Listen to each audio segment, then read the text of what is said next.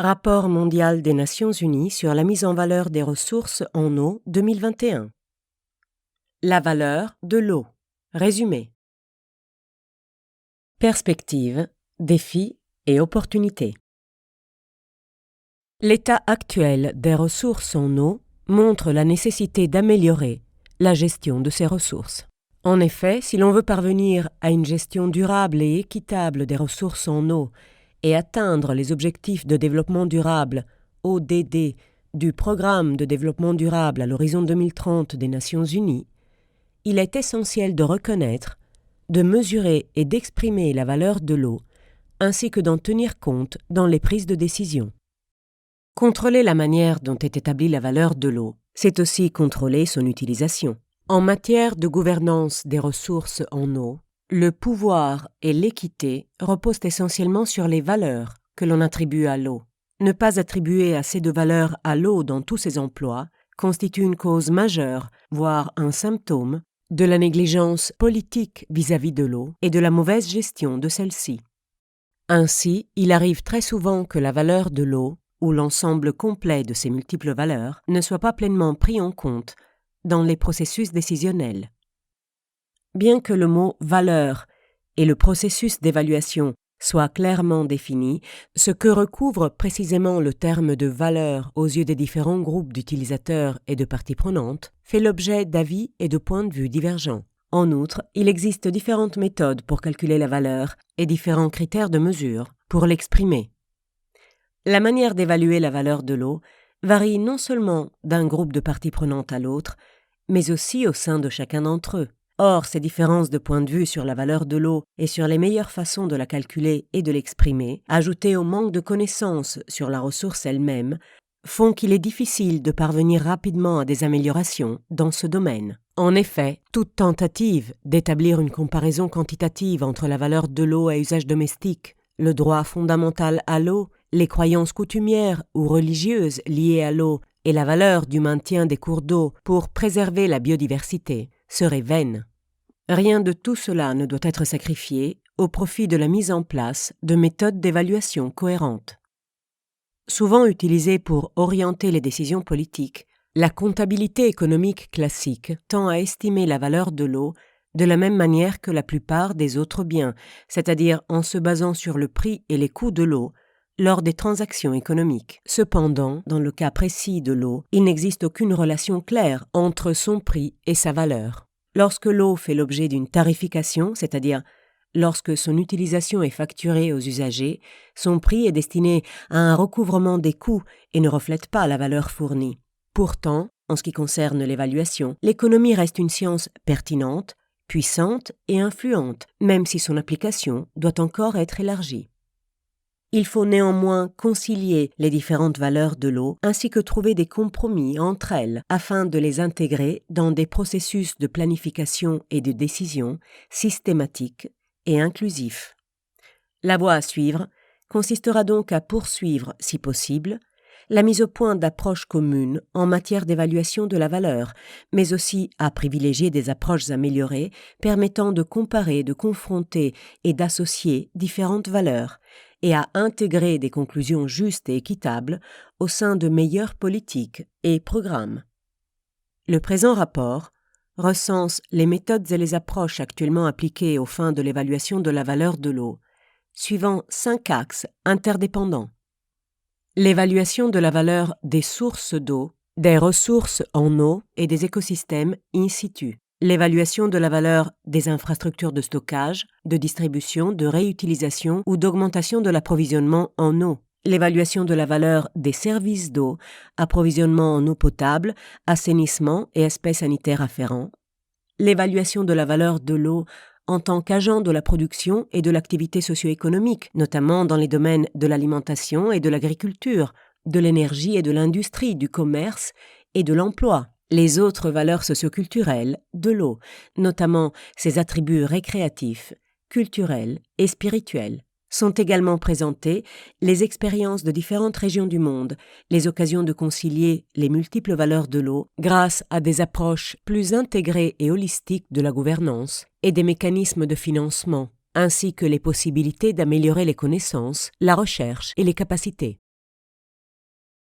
Évaluer la valeur de l'environnement. Toute eau prend sa source dans l'environnement et toute eau prélevée par l'être humain finit irrémédiablement par y retourner, chargée de toutes les impuretés qui s'y retrouvent. Grâce à ce que l'on appelle désormais les solutions fondées sur la nature, l'interface entre l'eau et l'environnement peut être gérée de façon dynamique afin de relever les défis relatifs à l'eau. Toutefois, le statut actuel des interactions entre l'eau et l'environnement, ainsi que les évolutions qui se dessinent dans ce domaine, montrent clairement la nécessité de mieux tenir compte de la valeur de l'environnement dans la gestion des ressources en eau. Actuellement, la plupart des études ne considèrent pas les services écosystémiques liés à l'eau comme une catégorie distincte ou séparée, et il faut souvent combiner des groupes ou des ensembles de services à partir des résultats sous-jacents afin d'obtenir des analyses et des conclusions pertinentes concernant l'eau. Les services écosystémiques qui contribuent à soutenir la résilience ou à réduire les risques ont une valeur considérable. En effet, on constate que de nombreux risques de catastrophes sont exacerbés par la perte de services écosystémiques importants, étant donné que ces services jouaient un rôle essentiel dans la prévention des catastrophes. Bien qu'il soit possible de calculer les valeurs de ces services, celles-ci ne sont souvent pas reconnues ou incluses de manière appropriée dans la planification économique, qui tend à favoriser les gains à court terme au détriment de la viabilité à long terme. L'expression de la valeur des services écosystémiques en termes monétaires permet de comparer plus facilement ces valeurs à d'autres estimations économiques qui, souvent, utilisent des unités monétaires. Cependant, l'environnement peut aussi revêtir des valeurs importantes qui ne peuvent ou ne doivent pas être limitées ou définies en termes monétaires. Ainsi, l'existence de différents systèmes de valeurs laisse supposer qu'il serait problématique de mettre au point un système unifié permettant d'évaluer et de mesurer la valeur de l'eau et ou de l'environnement. En revanche, il est possible d'élaborer une approche commune permettant de comparer, de confronter et d'utiliser des valeurs ou des systèmes de valeurs environnementaux différents. Évaluer la valeur des infrastructures hydrauliques. La valeur de l'eau pour la société dépend de l'infrastructure hydraulique qui permet de stocker l'eau ou de la déplacer, apportant ainsi des avantages socio-économiques considérables.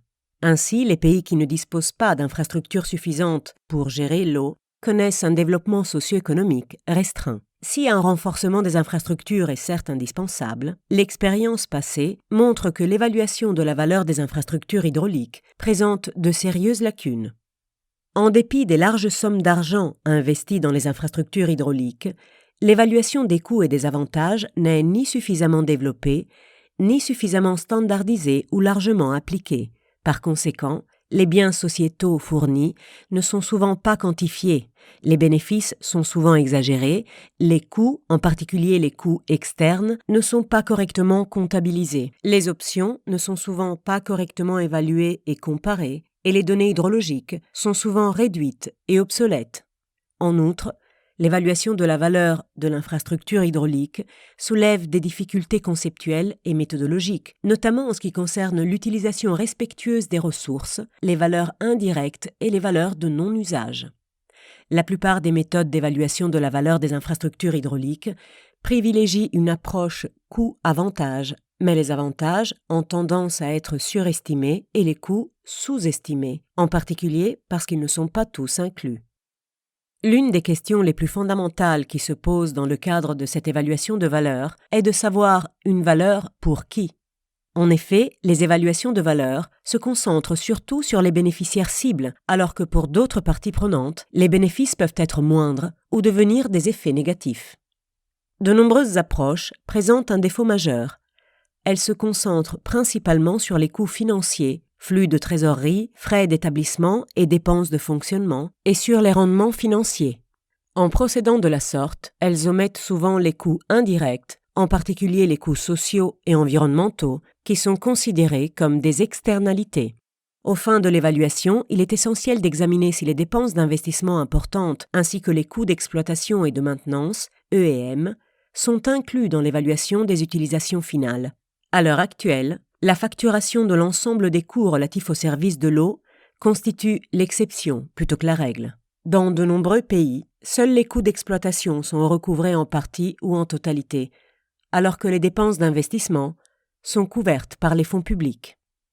L'évaluation de la valeur ne présente un intérêt que si le processus de décision concerné se fonde sur une juste estimation des valeurs. Trop de projets, en particulier ceux d'infrastructures hydrauliques de grande envergure, tels que les barrages, demeurent des projets de prestige réalisés pour des motifs politiques et ou alimentés par la corruption. Dans de telles circonstances, les valeurs, à supposer qu'elles soient évaluées, pâtissent d'un manque de transparence et d'une certaine sélectivité quand elles ne sont pas tout simplement manipulées ou ignorées.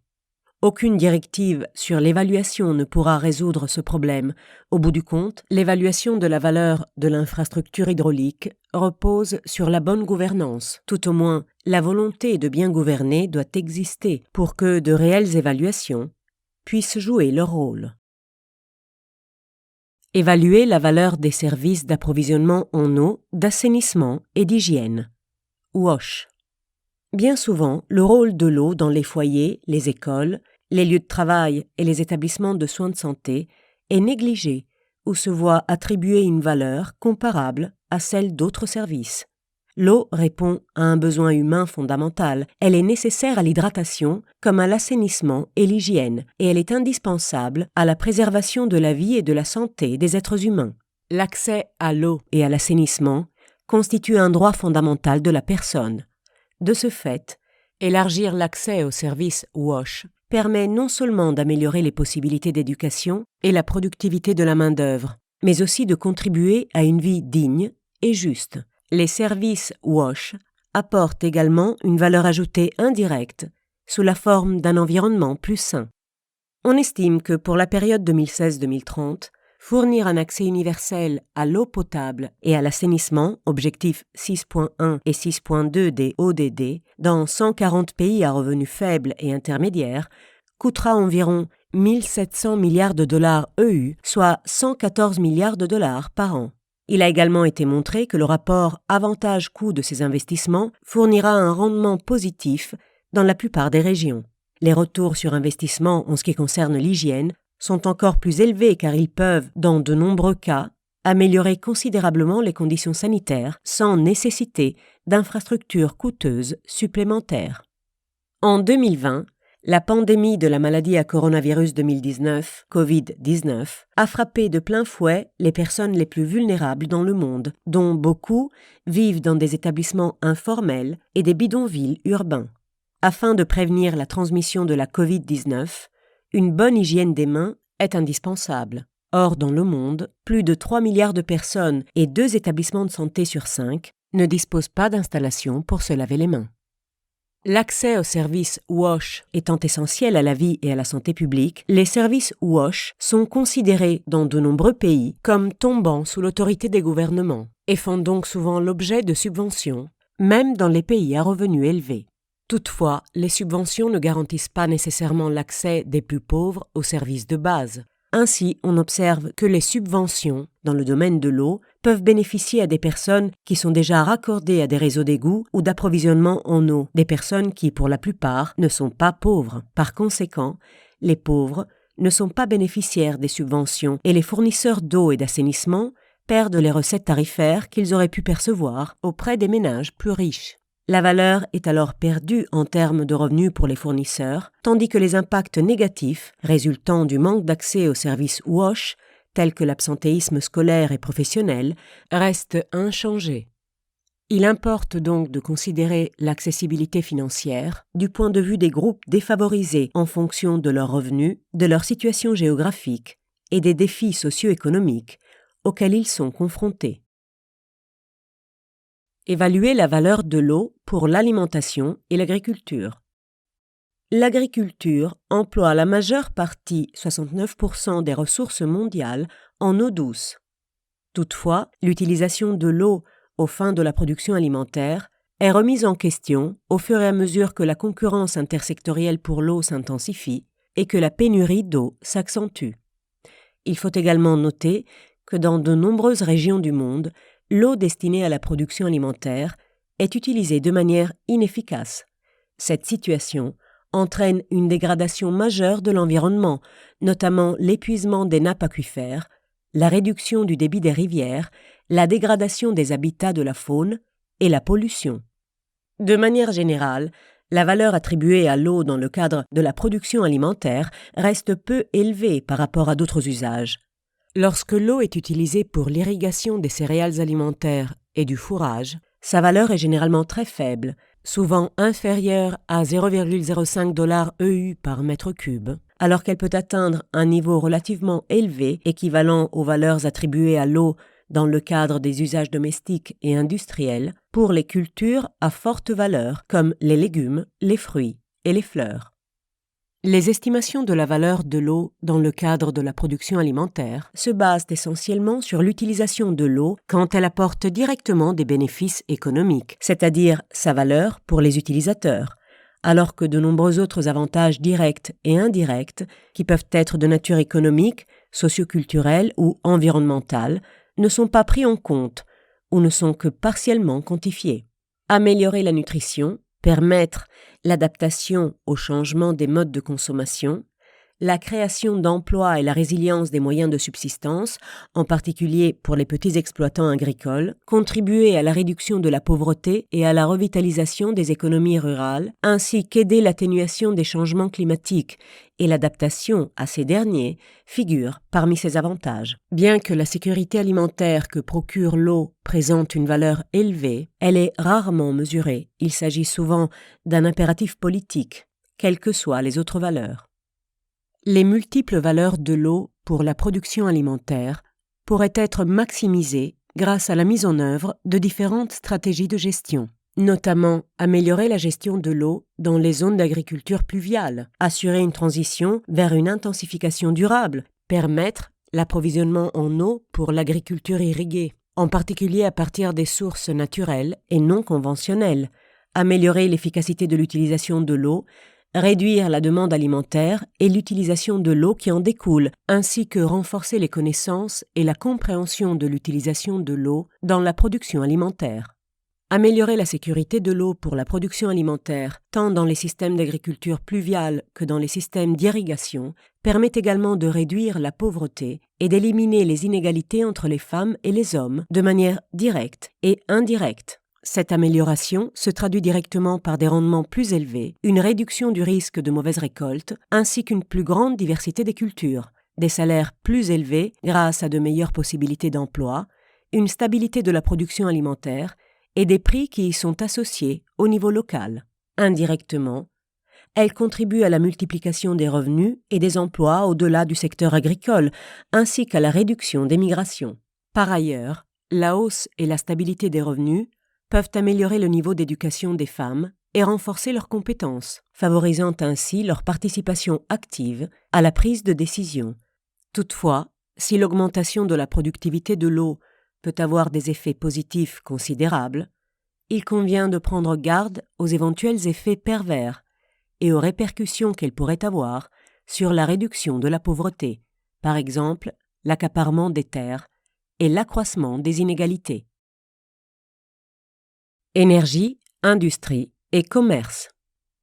Dans les secteurs de l'énergie, de l'industrie et du commerce, l'eau a une double dimension. D'une part, elle est considérée comme une ressource dont les prix déterminent les coûts de prélèvement et de consommation, et d'autre part, elle constitue un passif générant des coûts de traitement et des pénalités réglementaires, donnant ainsi l'impression que l'eau représente un coût ou un risque pour les ventes et la mise en conformité. En général, les entreprises mettent l'accent sur les économies d'exploitation et l'impact des revenus à court terme, prêtant moins d'attention à la valeur de l'eau par rapport aux coûts administratifs, au capital naturel, aux risques financiers, à la croissance et aux opérations futures, ainsi qu'à l'innovation. Certains facteurs forcent les entreprises à évaluer la valeur de l'eau quand d'autres les y incitent. Les premiers correspondent à des tendances au niveau mondial et réglementaire qui concernent la comptabilité du capital naturel, l'évaluation de la valeur de l'eau et sa tarification. Les seconds sont les arguments économiques de plus en plus convaincants en faveur des bénéfices potentiels qu'apportent notamment une meilleure prise de décision, plus de revenus, des coûts moins élevés, une meilleure gestion des risques et une meilleure réputation. Les risques liés à l'eau peuvent entraîner des coûts plus élevés, des bénéfices plus faibles et des pertes financières considérables. Les risques liés à une aggravation des pénuries en eau, aux inondations et au changement climatique comprennent des coûts d'exploitation plus élevés, la perturbation de la chaîne d'approvisionnement, l'interruption de l'approvisionnement en eau, une croissance entravée et des effets néfastes sur la réputation de la marque. De par sa nature, le secteur de l'énergie, de l'industrie et du commerce accorde une grande importance à la monétisation. De ce fait, il est prédisposé à tenir compte de certains aspects de la valeur, tels le prix d'un mètre cube d'eau, et au contraire, à se détourner des autres, tels la valeur matérielle et immatérielle de l'eau pour les autres parties prenantes. L'évaluation la plus directe de la valeur monétaire de l'eau est volumétrique. Le prix du mètre cube est multiplié par le volume d'eau utilisé, auquel on ajoute le coût du traitement et de l'élimination des eaux usées. Le secteur de l'énergie, de l'industrie et du commerce emploie des échelles de mesure relativement simples pour estimer la performance commerciale de l'eau.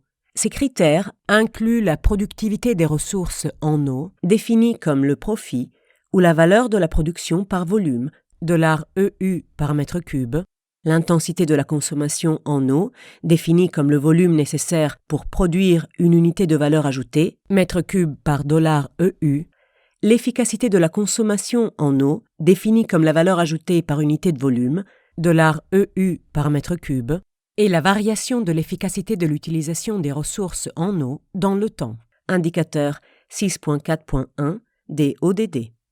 Au niveau local, régional et national, la productivité économique globale des ressources en eau, PIB par mètre cube, dans le secteur de l'énergie, de l'industrie et du commerce, entraîne également divers avantages connexes tels que la création d'emplois et de nouvelles entreprises. Or, ces avantages ne sont pas faciles à quantifier, car de nombreux facteurs entrent en ligne de compte, et l'eau n'en est qu'un parmi d'autres. Grâce à une meilleure compréhension des motivations qui sous-tendent les intérêts des entreprises dans la gestion de l'eau, il serait possible d'aligner ces motivations sur celles des agences de gestion de l'eau qui appliquent les approches de planification de la gestion intégrée des ressources en eau, GIR. Enfin, dans une économie circulaire, l'eau compte à la condition que chaque litre soit réutilisé à l'infini. L'eau elle-même devient presque une partie de l'infrastructure plutôt qu'une ressource consommable. Les valeurs culturelles de l'eau. La culture influence directement notre façon de percevoir, de calculer et d'employer les valeurs de l'eau. Chaque société, chaque groupe et même chaque personne évolue dans un contexte culturel qui lui est propre et qui est façonné par un ensemble de facteurs tels que l'héritage, la tradition, l'histoire, l'éducation, l'expérience, l'exposition aux informations et aux médias, le statut social et le genre. Certaines cultures peuvent avoir des valeurs difficiles à quantifier ou même, dans certains cas, à exprimer. L'eau peut présenter un intérêt pour les personnes pour des raisons spirituelles ou parce qu'elle participe à la beauté d'un paysage, en raison de son importance pour la vie sauvage et les loisirs, ou pour une combinaison de ces différents éléments. La comparaison de ces valeurs à celles obtenues à partir de critères d'évaluation officiels, comme l'économie, peut donc s'avérer problématique. C'est pourquoi elles sont souvent exclues des estimations de valeur au profit de ces derniers. En outre, la culture change et évolue au fil du temps, parfois à un rythme rapide. Il existe une relation étroite entre la religion ou la foi et l'éthique. Par exemple, les histoires provenant de régions marquées par des pénuries en eau comportent des exemples d'êtres vivants droits et moraux, ainsi que souvent caractérisés par la religion locale, récompensés par une averse divine et un accès à l'eau. En comparaison, la conception économique moderne de l'eau se distingue par le fait qu'elle se fait aux dépens des contextes sociaux, culturels et religieux. Dans le contexte du développement économique mondial, l'eau est souvent considérée comme une ressource dont dispose la société et diffère donc de l'eau telle qu'elle peut être conçue par les religions ou les systèmes de croyance de nombreux peuples autochtones, ce qui crée des points de vue sur sa valeur très divers et potentiellement contradictoires. Dans le contexte des conflits, de la paix et de la sécurité, l'eau revêt des valeurs paradoxales. Si l'on a beaucoup écrit sur la valeur positive de l'eau pour la promotion de la paix, l'eau elle-même a été, dans de nombreux cas, un élément favorisant les conflits. D'aucuns affirment qu'un esprit de dialogue favorise la transformation des conflits liés à l'eau en coopération. S'agissant du bien-être humain, l'eau a une valeur qui dépasse largement son rôle de soutien direct des fonctions vitales et physiques, puisqu'elle contribue à la santé mentale, au bien-être spirituel, à l'équilibre émotionnel et au bonheur. Après avoir compris, classifié ou codifié les valeurs culturelles de l'eau, il importe de mettre au point des outils permettant d'intégrer ces valeurs dans les processus de prise de décision. Ces outils, comme la cartographie culturelle, peuvent contribuer à mieux comprendre les valeurs culturelles de l'eau, à réconcilier des valeurs antagonistes et à renforcer la résilience face aux défis actuels et futurs tels que le changement climatique. Il est indispensable que toutes les parties prenantes, soucieuses des questions de genre, participent pleinement et effectivement au processus de décision, afin que chacun puisse exprimer ses valeurs selon ses propres termes. Perspective régionale. Afrique subsaharienne. On estime que les ressources en eau douce de l'Afrique représentent près de 9% des ressources en eau douce mondiales. Toutefois, ces ressources sont inégalement réparties. En effet, tandis que les 6 pays les plus riches en eau d'Afrique centrale et d'Afrique de l'Ouest détiennent 54% de l'ensemble des ressources en eau du continent, les 27 pays les plus pauvres en eau n'en détiennent que 7%. La vision africaine de l'eau pour 2025 propose un cadre visant à renforcer la sécurité de l'approvisionnement en eau et la gestion durable des ressources en eau. Toutefois, un certain nombre d'obstacles freinent la réalisation de l'objectif 6 des ODD sur le continent africain. Parmi ces obstacles figurent la croissance démographique rapide, une gouvernance de l'eau et des dispositions institutionnelles inappropriées, l'épuisement des ressources en eau par la pollution, la dégradation de l'environnement, la déforestation et le manque de financement durable des investissements dans les services d'approvisionnement en eau et d'assainissement. En Afrique subsaharienne, l'évaluation de la valeur de l'eau constitue un véritable défi pour beaucoup de chercheurs et d'experts du développement, en raison, entre autres, du manque de données historiques de référence. Les chercheurs qui étudient la valeur de l'eau ont donc privilégié le recours au prix réel payé ou au consentement à payer du point de vue du consommateur en adoptant la méthode de l'évaluation contingente. Les études sur la valeur de l'eau en Afrique subsaharienne portent surtout jusqu'à présent sur l'utilisation de l'eau à des fins domestiques. Région pan-européenne. Si l'estimation de la valeur de l'eau constitue un défi de taille au sein d'une même juridiction, elle est encore plus difficile dans un contexte transfrontalier. Malgré l'importance croissante qui lui est accordée dans la région pan-européenne, les efforts pour évaluer la valeur de l'eau, en particulier dans le contexte des bassins transfrontaliers, ont une portée limitée et reposent souvent sur des approches différentes. En effet, les diverses approches de l'évolution quantitative de la valeur de l'eau dans les bassins transfrontaliers ont davantage pour but la gestion des inondations, la réduction des risques de catastrophes, les systèmes d'alerte précoce et les services écosystémiques. Les bénéfices financiers de la coopération transfrontalière sur ces aspects dépassent de plusieurs fois les coûts d'investissement collectif résultant d'une action unilatérale. L'évaluation quantitative de la valeur de l'eau devient beaucoup plus difficile dans des contextes transfrontaliers car les données de base nécessaires au calcul font souvent défaut. En outre, les pays qui partagent une ressource en eau n'accordent souvent pas la même importance aux valeurs, aux besoins et aux priorités des secteurs liés à l'eau. Dans la pratique, le manque de données et l'impossibilité de quantifier les avantages indirects font que bon nombre d'éléments pouvant être évalués le sont sur la base d'approximations et sont par conséquent souvent sous-évalués. Toutefois, il existe plusieurs approches diversifiées permettant d'identifier au cas par cas les avantages intersectoriels de la coopération transfrontalière dans le domaine de l'eau.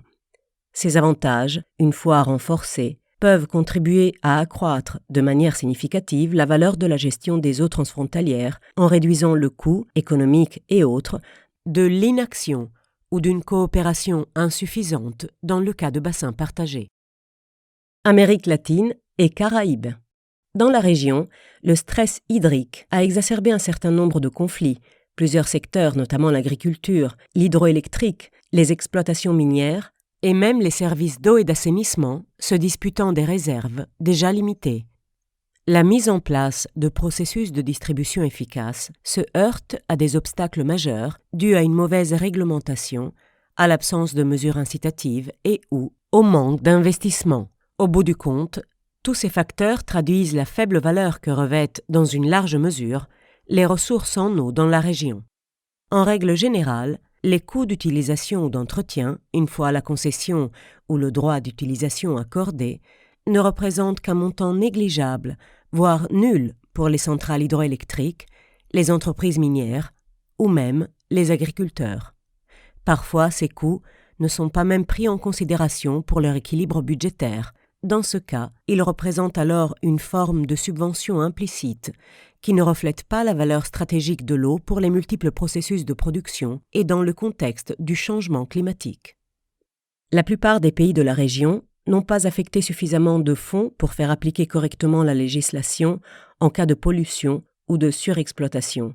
Si les préceptes juridiques restent extrêmement importants, la mise en place d'une réglementation et d'un contrôle, ainsi que de mesures incitatives adaptées, est essentielle dans la région, non seulement pour favoriser une meilleure appréciation du rôle et de la valeur de l'eau, mais aussi pour prévenir sa surexploitation et sa pollution, notamment dans un contexte d'instabilité climatique croissante. Asie et Pacifique. En Asie et dans le Pacifique, la croissance démographique, l'urbanisation et l'industrialisation croissante ont exacerbé la compétition pour l'eau entre secteurs, mettant en danger la production agricole et la sécurité alimentaire, tout en affectant la qualité de l'eau. Dans cette région, l'eau constitue souvent une ressource relativement rare et précieuse, et les effets du changement climatique risquent d'aggraver encore la pénurie en eau. Les prélèvements d'eau non viables constituent une préoccupation majeure pour la région. En effet, certains pays prélèvent des quantités non viables d'eau douce sur leurs réserves, c'est-à-dire plus de la moitié de l'ensemble des ressources en eau dont ils disposent. Par ailleurs, parmi les 15 entités prélevant les plus grands volumes d'eau souterraine au monde, 7 se trouvent en Asie et dans le Pacifique. Les eaux usées restent une ressource peu exploitée dans la région. L'Asie et le Pacifique doivent donc de toute urgence commencer à exploiter les eaux usées ainsi que lutter contre la pollution de l'eau et promouvoir l'utilisation efficace des ressources en eau, notamment dans le secteur industriel. CESAP, Commission économique et sociale pour l'Asie et le Pacifique, 2019. L'urgence se fait particulièrement sentir dans les pays les moins développés de la région, dans les États insulaires et dans les pays où les ressources en eau sont particulièrement rares. Toutefois, la région voit l'émergence de diverses initiatives positives de valorisation de l'eau qui tirent profit de nouveaux modèles tant financiers que de gouvernance et de partenariat, notamment en Australie, en Chine, au Japon et en Malaisie. Région arabe. Peu de régions attachent autant d'importance à l'eau que la région arabe, où plus de 85% de la population vit dans des conditions de pénurie d'eau. Cette pénurie d'eau a eu pour effet d'accroître la dépendance à l'égard des eaux transfrontalières, des ressources en eau souterraine non renouvelables et des ressources en eau non conventionnelles. En outre, si l'on tenait compte de la qualité de l'eau, la quantité d'eau douce pouvant être prélevée de manière durable dans la région serait probablement encore plus faible. Dans la région arabe, on accorde tant de valeur à l'eau qu'elle figure parmi les questions de sécurité dans les discussions bilatérales et multilatérales entre États. À ceci vient s'ajouter le fait que plus de 2/3 des ressources en eau douce disponibles dans les États arabes traversent une ou plusieurs frontières internationales. Néanmoins, aucune méthode commune pour l'évaluation économique des eaux transfrontalières n'a encore été intégrée dans les accords de coopération et le financement visant à mettre en place des efforts de gestion conjointe reste limité. Par ailleurs, le dialogue entre les États riverains est surtout dominé par des considérations de sécurité nationale et des préoccupations de droit à l'eau, en dépit de quelques initiatives récentes visant à valoriser la coopération pour les eaux transfrontalières et une analyse axée sur la sécurité climatique et l'atténuation des risques dans le contexte des eaux transfrontalières au Moyen-Orient et en Afrique du Nord. Pour que la pleine valeur de l'eau soit estimée et que celle-ci soit considérée par tous comme un droit humain fondamental, il est nécessaire d'investir considérablement dans les infrastructures, les technologies appropriées et l'utilisation des ressources en eau non conventionnelles afin d'améliorer la productivité, la durabilité et l'accès pour tous. La gouvernance. Le monde évolue progressivement vers une plus grande prise de conscience du fait que différentes valeurs orientent les considérations économiques et financières à la base des décisions relatives à l'eau. Parallèlement à la reconnaissance des multiples valeurs de l'eau, des méthodes d'évaluation et de mesure plus fiables se font nécessaires pour sortir des impasses. Concernant la gouvernance de l'eau, l'emploi d'approches à valeurs multiples suppose de reconnaître le rôle des valeurs dans la prise de décisions clés en matière de gestion des ressources, ainsi que d'appeler à la participation active d'un ensemble plus diversifié d'acteurs, une autre façon d'intégrer un ensemble de valeurs plus variées.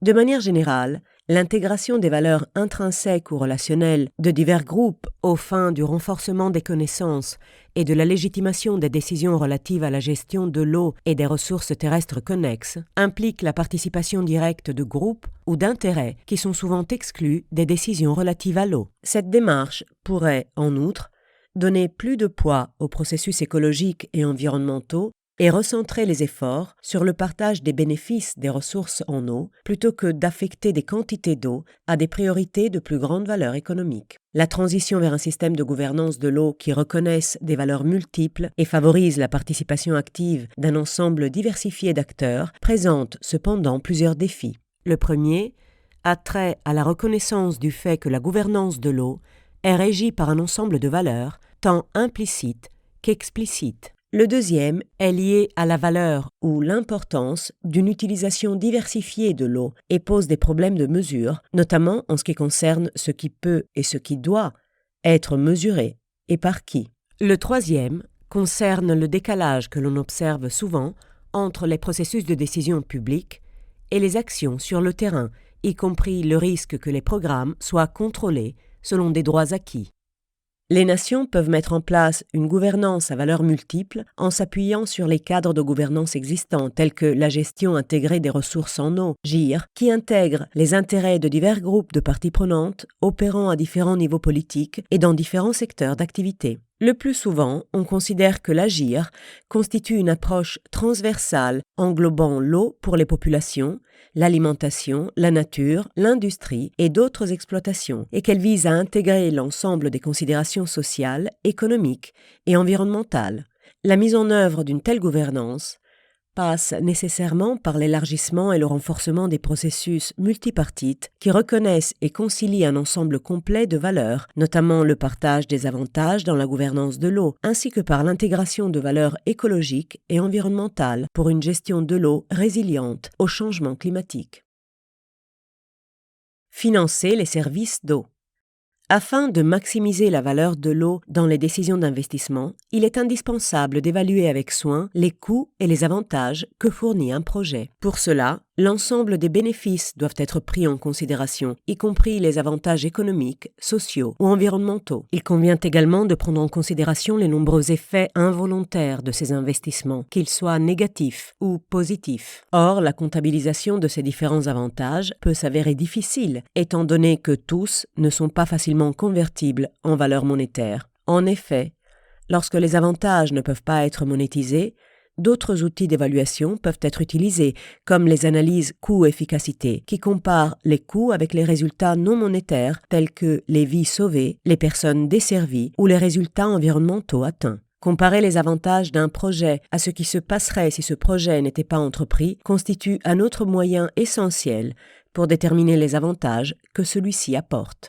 Le mode de financement d'un projet joue également un rôle essentiel dans l'analyse d'évaluation, puisqu'un projet qui ne dispose pas de moyens de financement suffisants finira par être interrompu lorsque les activités d'exploitation et de maintenance ne seront plus financées et que les coûts d'investissement ne pourront plus être absorbés. De même, la dynamique du type de financement aura un impact sur les bénéfices nets de l'investissement et sur ses bénéficiaires. Dans le cas des investissements dans les services d'approvisionnement en eau, d'assainissement ou d'irrigation, la conception d'un système tarifaire adéquat est un véritable défi, étant donné que les politiques ont plusieurs objectifs, souvent conflictuels, qu'il faut prendre en considération. Ces services doivent être fournis tout en prenant soin de garantir leur accessibilité financière aux personnes les plus pauvres, leur extension au plus grand nombre et un financement approprié permettant d'assurer la fiabilité et l'amélioration des réseaux d'approvisionnement. Par conséquent, le tarif de l'eau, c'est-à-dire son prix, doit faire l'objet d'une conception minutieuse afin de réaliser le plus grand nombre possible de ces objectifs.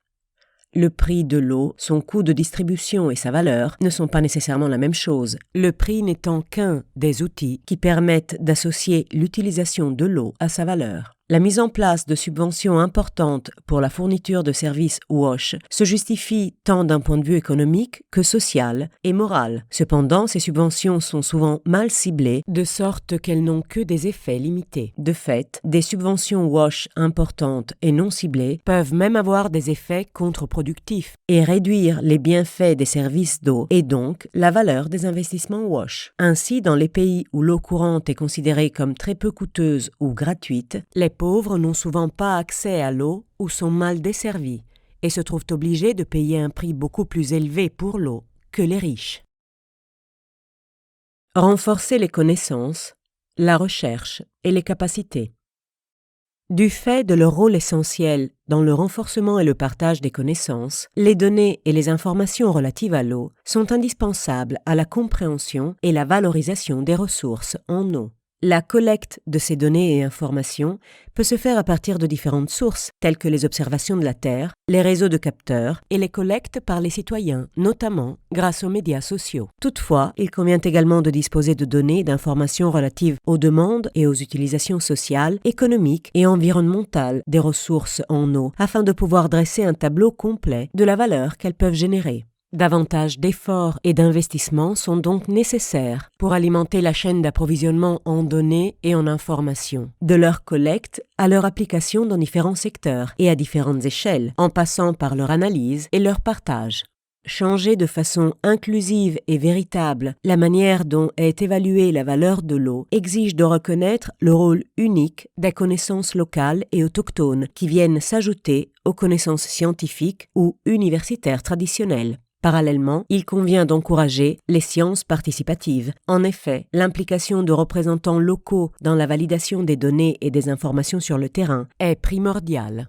Dans le cadre de cette évaluation, il faut renforcer les capacités d'établissement d'un savoir-faire permettant d'évaluer la valeur de l'eau de manière inclusive et juste, ainsi que de la gérer efficacement sur la base de ces valeurs, appliquées à différents niveaux et dans différentes conditions, donnant des résultats variables.